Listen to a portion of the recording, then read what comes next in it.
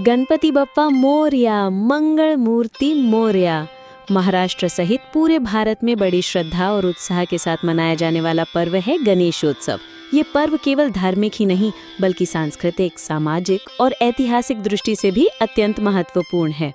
भगवान गणेश को विघ्नहर्ता और बुद्धि का देवता माना जाता है। कोई भी शुभ कार्य हो, विवाह, गृह प्रवेश या यज्ञ, उसकी शुरुआत गणेश पूजन से ही होती है।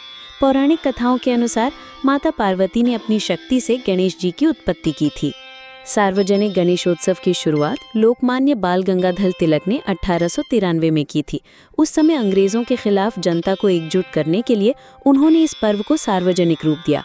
तभी से ये पर्व केवल धार्मिक ही नहीं बल्कि समाज को जोड़ने और एकता का प्रतीक बन गया।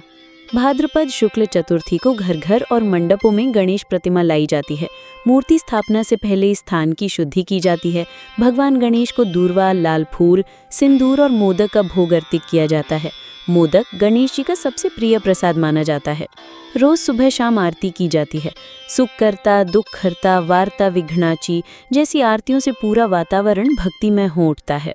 गणेशोत्सव के दौरान गलियां, चौक, मंदिर और मंडप फूलों की सजावट और रोशनी से जगमगा उठते हैं। ढोल, ताशे, लेजिम, नृत्य, भजन, कीर्तन और सांस्कृतिक कार्यक्रमों से हर जगह उत्सव का माहौल बनता है। बच्चे रंगोली बनाते हैं, महिलाएं पूजा अर्चना करती हैं और युवा समाजोपयोगी कार्यों में सक्रिय रहते हैं।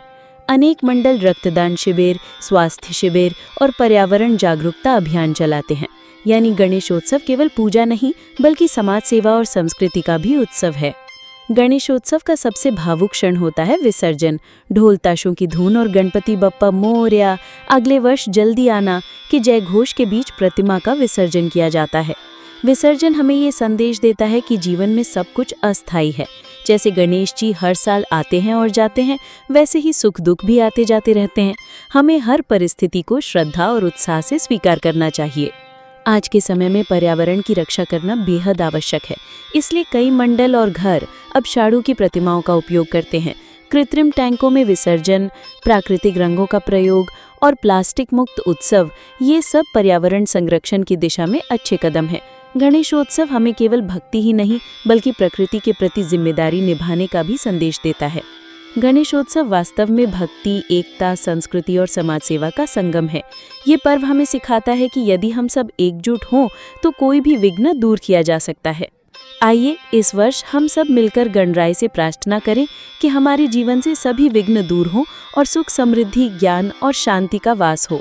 गणपति बप्पा मोरया, मंगल मूर्ति मोरया।